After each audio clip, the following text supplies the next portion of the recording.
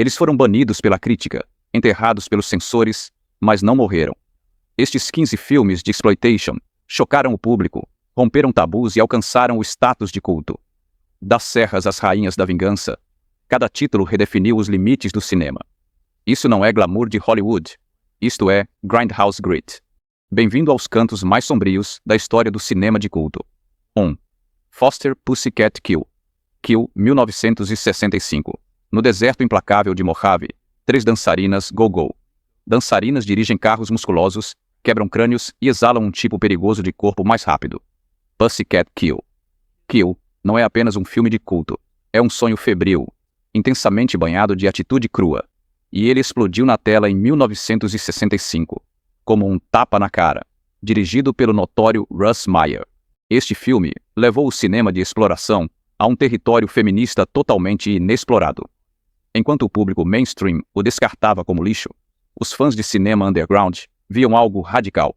Mulheres que não eram vítimas nem simples enfeites de fundo, eram predadoras. O filme acompanha Vala, Rosie e Billy, 3 dançarinas exóticas em uma rampagem pelo deserto. Após matar um homem, num ataque súbito, chegam a um rancho isolado onde vive um velho aleijado e seus 2 filhos. O que vem a seguir é uma luta de poder, tensa e retorcida, com confrontos brutais. Mulheres não lutam contra homens. Lutam contra o símbolo da mulher passiva, desprezado pela crítica e ignorado na bilheteria. O filme encontrou seu público nos anos seguintes, quando punks, feministas e fãs de filmes de meia-noite o adotaram como símbolo da raiva contracultural. Quentin Tarantino, uma vez, chamou-o de o melhor filme já feito. E seu estilo visual influenciou tudo, desde videoclipes até editoriais de moda. Russ Meyer. Cinematografia bem afiada, cinética e deliberadamente centralizada. Converte o deserto em um campo de batalha e mostra atuações variadas. É vulcânico com o jato dela, muito feroz. Cabelo preto, artes marciais e o porte de dominatrix. Satana redefiniu o poder feminino na tela. Não é à toa que o filme se recusa a morrer. Foster Pussycat Kill. Kill tornou-se grito para os marginalizados e, já, continua a ser redescoberto por novas gerações que duvidam que um filme tão selvagem tenha sido feito nos 60. 2. Cuspo no Teu Túmulo, 1978. Poucos filmes provocaram o tipo de controvérsia e admiração underground que I Spit on Your Grave gerou ao ser lançado em 1978, dirigido por Meis Archie. Esta história de vingança levou aos limites da exploração. No centro do filme está Jennifer Hills, uma escritora que se refugia numa cabana isolada para escrever romance. Mas a paz vira o horror quando ela é estuprada por homens locais e deixada para morrer. O que vem é uma vingança terrível e metódica. Jennifer não apenas sobrevive, retorna com vingança. O filme foi vilificado instantaneamente. Roger Ebert o chamou de saco de lixo vil, e muitos países baniram de vez. Críticos viram a violência explícita como exploração em seu pior. Porém, o público de culto viu algo diferente. Uma história de sobrevivência angustiante e implacável que inverteu a narrativa da vingança. Jennifer não espera por um salvador. Ela vira sua própria carrasca com orçamento apertado. A crueza do filme faz parecer real. Quase real. A câmera nunca desvia o olhar. Isso a torna tão difícil de assistir. Nesse desconforto reside o poder do filme. Isso te obriga a encarar horrores que retrata sem romantizá-los. Ao longo do tempo, feministas e teóricos do cinema revisitaram I Spit on Your Grave, abrindo debate sobre agência, trauma e justiça. Seja como saga de vingança feminista ou como horror de exploração que já foi longe demais. Uma coisa é certa. Deixou um espaço permanente na história do cinema mundial. Apesar das críticas, gerou sequências, remakes e um culto fiel de fãs que não o enterram. 3. Cannibal Holocaust, 1980. Se houve algum filme que tenha atravessado todas as fronteiras imagináveis, Cannibal Holocaust foi dirigido por Ruggiero Deodato e lançado em 1980. Este exemplar italiano de exploração cinematográfica é amplamente conhecido por sua violência extrema, por mortes reais de animais e por um realismo quase perturbador que levou muitos a acreditar que se tratava de um autêntico filme snuff. O filme foi banido em mais de 50 países. O diretor dele foi julgado por assassinato. Mesmo assim, tornou-se um clássico de culto. O filme segue uma equipe de resgate enviada à Amazônia para apurar o destino de cineastas desaparecidos. Encontram restos da equipe e imagens chocantes. O formato Found Footage foi revolucionário, antecedendo Blair Witch Project. Quase 2 décadas depois, nessas fitas, o público viu a equipe encenar atrocidades falsas para provocar tribos, apenas para serem vítimas da violência que tentaram fabricar. O que torna Cannibal Holocaust perturbador é a ética da mídia e a arrogância colonial. Não é só terror, é denúncia contra o sensacionalismo. A maioria do público não viu além da violência. Cenas de abate de animais reais e violência hiperrealista levaram fãs do horror ao limite. Mesmo assim, o legado do filme ficou. Cineastas de horror o chamaram de brutal. Os estudiosos analisam seus temas e, apesar disso, ou talvez justamente por causa de sua notoriedade, Cannibal Holocaust recusa desaparecer. Pode ser um dos filmes que apresentam o maior desafio ético já feitos, mas também contribuiu para redefinir o realismo do horror e consolidou seu lugar entre os filmes de culto mais infames da história do cinema. 4. Pink Flamingos, 1972. Quando John Waters lançou Pink Flamingos em 1972, ele não só criou um filme, ele declarou guerra ao bom gosto, promovido como exercício de mau gosto. O filme virou uma sensação underground e um dos filmes da meia-noite mais falados de todos os tempos. No centro de tudo estava Divine. O ícone drag queen de 300 libras que interpretou Babs Johnson, a pessoa mais imunda que já existiu, luta contra um casal rival que quer esse título para si. A trama é mal estruturada, apenas o bastante para encadear cenas envolvendo incesto, bestialidade, voyeurismo, assassinato e defecação pública. Sim, você leu esse último corretamente. A infame cena final, em que Divine comeu um cão de verdade, tornou-se lenda e repulsa no cinema. Por trás das imagens grotescas, há uma mensagem: celebração da contracultura e um dedo do meio para o establishment. Foi filmada em Baltimore, com orçamento de cerca de $10 mil. O filme não teve apoio de estúdios e foi distribuído independentemente. As sessões da meia-noite lotaram. Todos queriam ver algo que parecia impossível. Para muitos, foi mais que um filme. Foi rito de passagem, distintivo de rebeldia. Críticos dividiram-se. Alguns descartaram o filme, outros elogiaram Waters como punk. Fellini. Com o tempo, na verdade, Pink Flamingos ganhou reavaliação de fato e acabou incluído no National Film Registry por ser cultural, esteticamente significativo. Waters não pretendia fazer um filme comercial. Ele queria fazer arte para as margens. Pink Flamingos é isso mesmo. Explosão repulsiva, porém bela de energia subversiva, que fez de um ícone divino e mostrou que, às vezes, a arte mais ofensiva é a mais inesquecível. 0,5. Switchblade Sisters, 1975. À primeira vista, Switchblade Sisters pode parecer apenas mais um filme de exploração sobre delinquentes juvenis dos anos 70. Mas, ao olhar de perto, você encontrará um clássico de culto afiado como uma lâmina, pulsando com raiva feminista, guerra entre gangues de rua e uma pesada dose de atitude Grindhouse. Dirigido por Jack Hill em 1975. Este conto de gangue de garotas rebeldes não foi apreciado na época, mas décadas depois tornou-se culto, graças aos fãs que reconheceram sua visão ousada e energia feminina. O filme foca em Lace e Maggie, membros da Dagger, Debs, uma gangue feminina feroz e implacável, entrelaçada com seus rivais masculinos, as Adagas de Prata. Mas, quando a ambição de traição e a fome de poder rasgaram o grupo, Meg tomou o controle e levou as Debs a uma grande guerra total. Não são donzelas em apuros, de modo algum. São guerreiras com navalhas, lutando contra policiais corruptos, gangues rivais e entre si. O filme Switchblade Sisters é bagunçado, violento e às vezes absurdo, mas inteligente.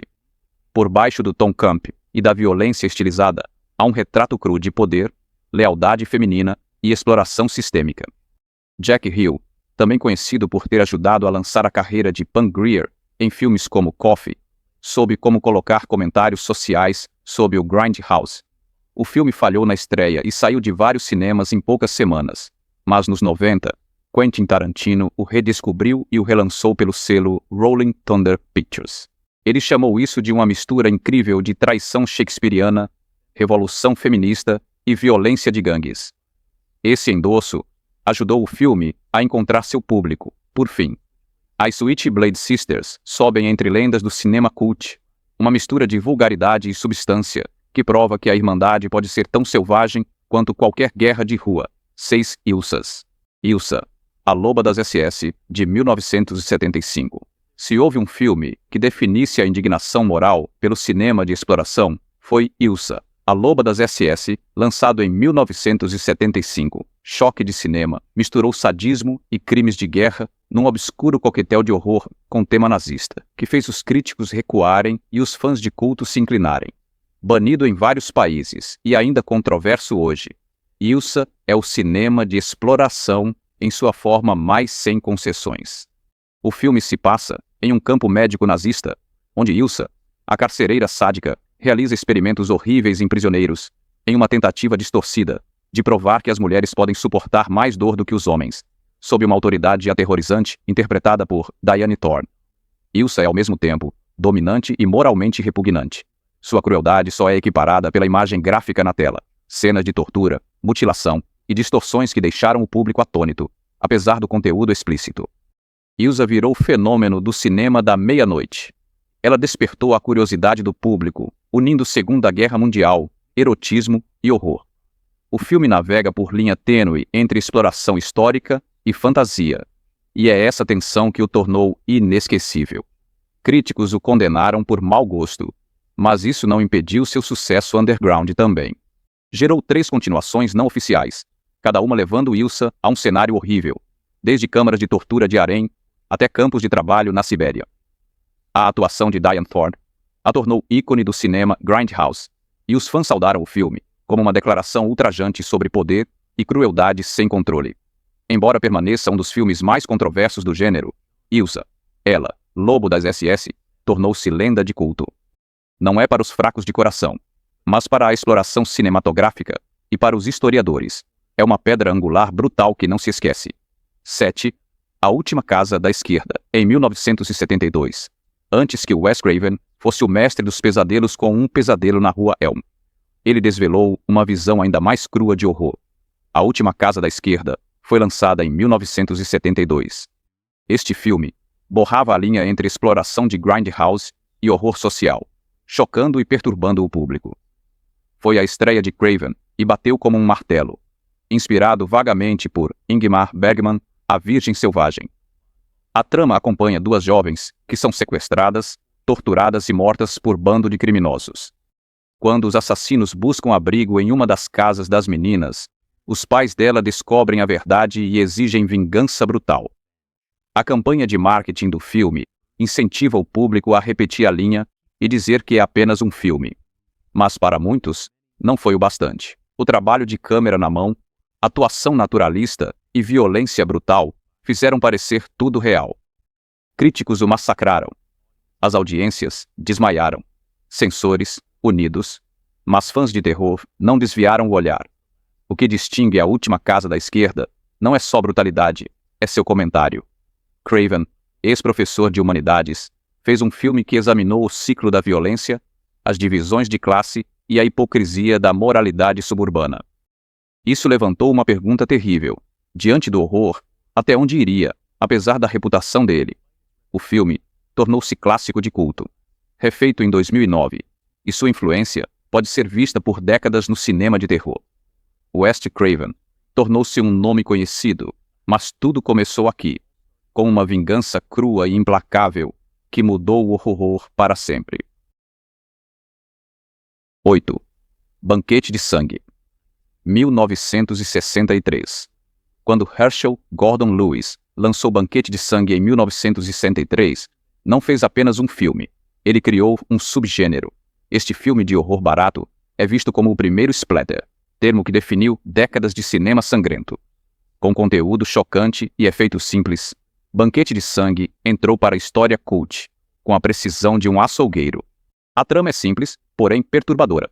Um fornecedor de buffet egípcio desvairado, chamado Fuad Ramsés, é contratado para preparar uma refeição exótica. O que seu rico cliente não sabe é que o banquete envolve partes do corpo humano, colhidas de jovens mulheres, como parte de um ritual para ressuscitar uma deusa antiga. É macabro, absurdo e totalmente carente de sutileza, mas é exatamente isso que o tornou inesquecível, filmado por apenas $24 mil. O filme usou tinta vermelha e órgãos de porco para simular desmembramento. Em 1963, o público não estava preparado. Houve vômito e gente saindo. Jovens e drive-in gostaram. O slogan dizia: "Nada apavorante nos anais do horror, era apenas marketing." Era uma enorme promessa. Críticos não sabiam o que pensar. A atuação era muito artificial. Os efeitos eram ruins. E o enredo incoerente. Mas Blood Feast não ligava para polimento. Revelava sua extravagância. Herschel Gordon Lewis entendeu o poder do choque e reforçou cada quadro. Ao longo dos anos, Blood Feast tornou-se rito de passagem para fãs de terror. Ele gerou sequências, refilmagens, inspirou cineastas como Quentin Tarantino e Eli Roth. Seu impacto no horror é inegável. Ele deu origem ao gore como recurso narrativo, não apenas como efeito visual. Hoje, ele permanece como um monumento ensanguentado ao espírito DIY do cinema de exploitation e pioneiro do cinema extremo, Lady Snowblood, 1973. Antes que Kill Bill tornasse a vingança com espada em poesia cinematográfica, havia Lady Snowblood, clássico japonês do cinema de exploração que combinava violência estilizada e beleza assombrosa. O filme foi lançado em 1973 e dirigido por Toshiya Fujita.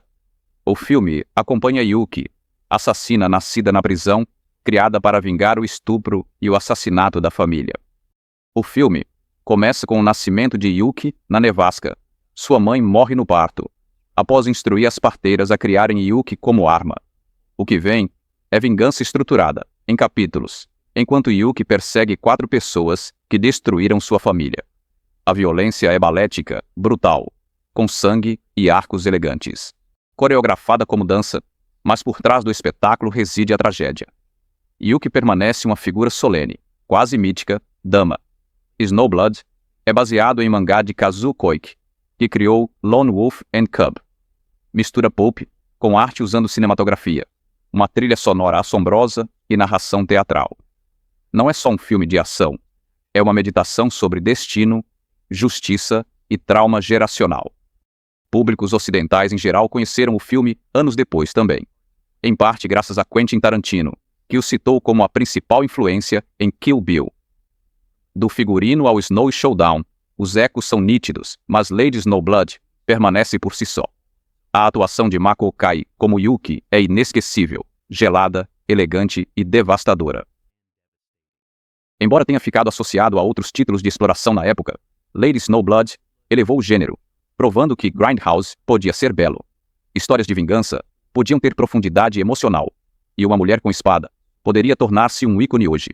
Não é apenas um clássico de culto, é uma obra-prima cinematográfica, nascida do sangue e da neve.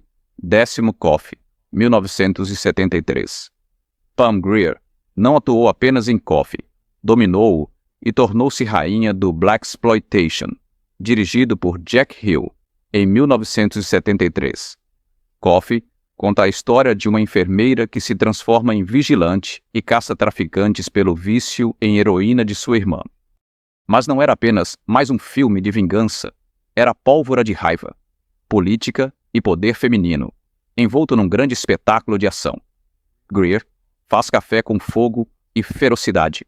Armada com uma espingarda e um senso de justiça, ela se infiltra no submundo das drogas, seduz inimigos e os destrói por dentro.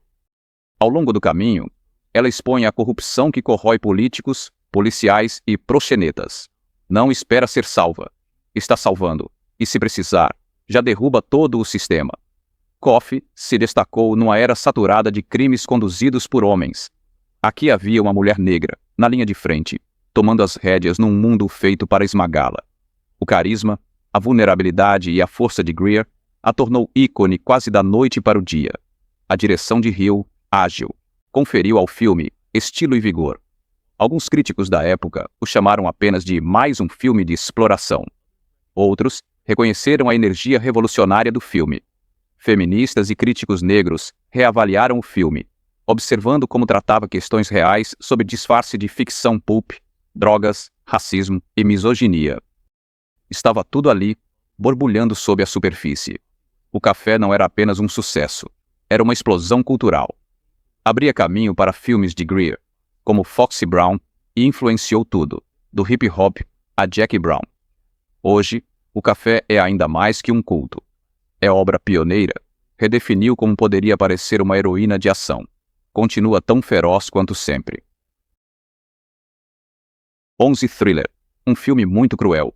Em 1973, lançado em 1973 sob seu título sueco original, um thriller sombrio e brutal. Este filme de vingança sombrio e brutal foi tão controverso, foi banido em vários países e fortemente censurado em outros lugares, mas isso apenas alimentou sua lenda. Dirigido por Bo Arna Binus, Thriller, um filme cruel, também conhecido nos Casamaniu como They Call Her, um olho, revela a vida de Frika, jovem que ficou muda após um trauma infantil, sequestrada, viciada em heroína e obrigada à prostituição. O que vem a seguir é um dos arcos de vingança do cinema de exploração. Após sofrer abusos horríveis, Frika começa a treinar artes marciais, manejo de armas e dirigir, preparando-se para um violento acerto de contas. As cenas de destaque do filme são tiroteios em câmera lenta e uma atuação silenciosa, estilizada, de Christina Lindberg, cujo tapa-olho tornou-se imagem duradoura de exploração. Thriller feminista é notório pela violência e pelo conteúdo explícito, incluindo inserções de pornografia hardcore, decisão que empurrou o filme para X. Ainda assim, ou por causa de seu extremo teor, ganhou status de culto entre fãs que muito apreciavam sua visão nihilista crua. Quentin Tarantino, de novo, se inspirou aqui, pegando o visual de Lindbergh e elementos da trama para Kill Bill. Embora tenha sido criticado por seu conteúdo gráfico, o filme também é elogiado por ter dado voz. Ironicamente, por meio de uma protagonista muda, Riga passa de vítima a vingadora. A transformação é perturbadora, mas estranha e forte. O suspense não vacila, e a intensidade sem concessões foi o que firmou a era de ouro da exploração. Antes desprezada, hoje reverenciada. Um exemplo de como o cinema brutal pode forjar legado desafiador. 12 Reefer Madness, 1936. Muito antes da era dos cinemas Grindhouse e de sessões Gore Drive-In, também Reefer Madness permaneceu entre os primeiros e os mais estranhos exemplos de exploração cinematográfica lançados em 1936. Este filme propagandístico foi originalmente intitulado Tell Your Children e destinado a assustar os pais sobre os alegados perigos da maconha. Mas com o tempo, ele se transformou em algo bem diferente. Um filme da meia-noite, alarmista, tornou-se um dos amados clássicos do cinema camp. A história é absurda e chocante. Corte bem limpo. Estudantes do ensino médio são atraídos a fumar maconha e caem num pesadelo de jazz, música, estupro, homicídio culposo, insanidade e suicídio. A mensagem é clara. Basta um trago para a vida acabar, sem mais. Mas a histeria do filme e a atuação exagerada tornaram-no hilário. Cenas de risadas maníacas, piano selvagem e violência inexplicável são exagerados. Eles viraram o ouro da comédia para futuras gerações. Reefer Madness foi exibido em igrejas e centros comunitários sob pretexto educativo, mas sumiu até os anos 70, quando ativistas pró-maconha o redescobriram e exibiram-no. Ironicamente, de repente, o alarmismo do filme virou motivo de risadas, não de alarme. Campi universitários e circuitos de cinema noturnos abraçaram-no como joia de culto kitsch. Propaganda governamental que nasceu, acabou virando sátira contracultural. Hoje, Reef for Madness é estudado em cinema como estudo de pânico moral. Chegou a inspirar um musical e adaptação cinemática de 2005. Seja visto como comédia ou como fábula de alerta, ele continua sendo um símbolo poderoso de como o absurdo, quando levado a sério, pode, sem querer, tornar-se diversão que atravessa o tempo. 13, Miss 45, 19, 81. Nas ruas sombrias do começo dos anos 80 em Nova York, o filme Miss 45, de Abel Ferrara, surgiu como um relato cru e sombrio de trauma e vingança. Lançado em 1981, este thriller urbano de exploração acompanha Donna, uma costureira muda que foi estuprada 2 vezes em um dia, e então se torna vigilante, perambulando pela cidade à noite com uma pistola de calibre .45 e uma sede implacável de vingança. Interpretada com um estoicismo arrepiante por Zoe Lund, Donna é tanto vítima quanto executora. Sua transformação é retratada sem fala, com presença avassaladora. Ferrara, famoso por seu estilo duro e pela Driller Killer, cria ambiente sombrio em que a justiça é corrupta e a moral é turva. Não há alegria nisso. Só fúria, desespero e loucura crescente. Ao contrário de outros thrillers de vingança que buscam catarse, MS-45 levanta questões. O que ocorre quando um sistema falho não oferece proteção? O que acontece com uma mulher cuja voz foi tirada dela 2 vezes? Uma vez pela mudez e outra pela violência, Ferrara não oferece respostas fáceis. Ele deixa na escuridão da cidade sangrar em cada quadro. O filme recebeu críticas duras por seu conteúdo brutal, mas com o tempo foi reavaliado e acolhido por feministas, fãs de horror e cineastas independentes que viram a exploração. Agora é reconhecido como uma obra poderosa e provocativa que confronta o público, em vez de confortá-lo. A cena final, então vestida de freira, empunhando sua arma em uma festa de Halloween, tornou-se icônica. Sua dissidência diante da ambiguidade moral e o tom sem remorso do filme fazem do MS-45 um marco no cinema de exploração. Isso não apenas chocou os espectadores, deixou-os assombrados. 14. Sheba Baby, 1975, logo após seus papéis explosivos em Coffee e Foxy Brown. Pam Grier voltou em 1970, Fives Sheba Baby, um veículo mais elegante e polido que ainda carregava a atitude crua de seus filmes anteriores. Desta vez, Grier interpreta Sheba Shane, uma investigadora particular sediada em Chicago, que retorna à sua cidade natal, Louisville, Kentucky, para ajudar o pai a enfrentar uma gangue que tenta expulsá-lo de seu negócio de empréstimos. O resultado: um choque direto entre a corrupção do Sul e o poder de fogo urbano frente aos golpes mais brutais de Pam Grier, enquanto Sheba suaviza as arestas. Há menos sangue e sordidez, mas muita ação em todas as cenas. Sheba cavalga, pilota barcos, desvia balas, desferindo socos e ameaças. Com confiança fatal, a atuação de Pam Grier eleva a cada momento. Mesmo quando o roteiro falha, ela domina a tela como poucas. A independência de seu caráter, inteligência e atitude sem rodeios a tornaram símbolo de empoderamento negro e força feminina. O que fazia Sheba Baby se destacar não era só a heroína, era o cenário, filmado no Kentucky.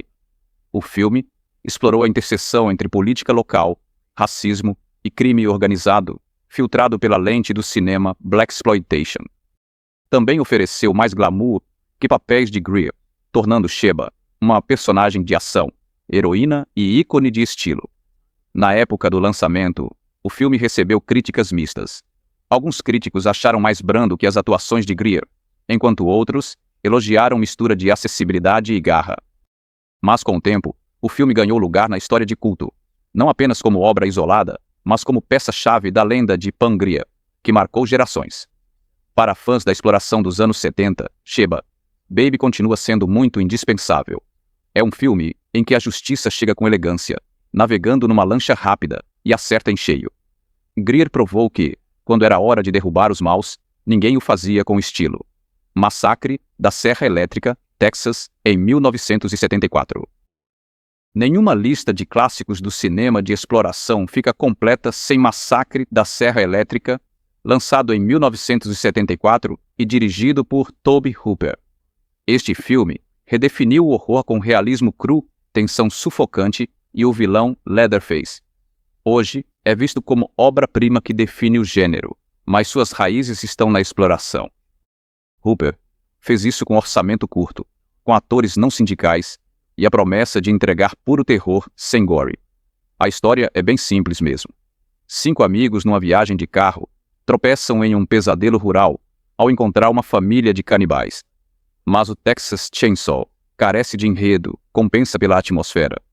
O calor, o suor, os sons de serra zumbindo e de vítimas que berram, tudo isso constrói bem uma sensação intensa de pavor. Não mostra muito sangue, mas parece que há sangue. É tão visceral assim. Ao ser lançado, o filme foi condenado pela crítica e proibido em vários países, Só o título dele já provoca controvérsia. Mesmo diante da indignação, ou por causa dela, o público lotou sessões de meia-noite. O filme tornou-se símbolo de transgressão no cinema, um rito de passagem para fãs do horror. Hooper disse que era uma resposta à Guerra do Vietnã e ao Watergate.